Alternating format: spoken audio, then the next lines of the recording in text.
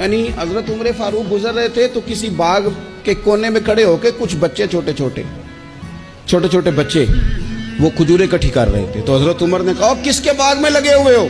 سب بچے دوڑ گئے. تو حضرت سنان بن سلمہ فرماتے میں ابھی چھوٹا تھا, میں کھڑا ہو گیا تو میں نے کہا حضور ہم نے توڑ کے نہیں کھجوریں کھائیں, گری ہوئی کھائی ہیں, اور آپ کو پتہ ہے جو رستے میں گر جائیں وہ اٹھانی ناجائز نہیں ہوتی, تو حضور یہ گری ہوئی کھجوریں کھائی ہیں.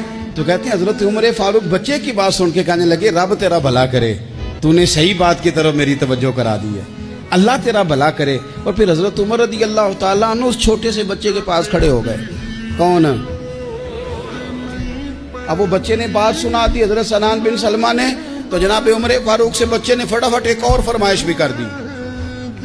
کہنے لگا حضور میں نے کھجوریں زیادہ جمع کر لی ہیں, وہ میرے دوست سارے بھاگ گئے ہیں آپ کو دیکھ کے, اب میں جب جاؤں گا نا تو کھجوریں میرے حصے کی ہیں, ہوں میں غریب بچہ, ماڑے گھر سے تعلق ہے, وہ میری کھجوریں چھین لیں گے. حضرت عمر کے ساتھ سپاہی بھی تھے, سارا کچھ بھی تھا. حضرت عمر نے بچے کا بازو پکڑا, فرمایا چل میں تجھے تیرے گھر چھوڑ کے آتا ہوں.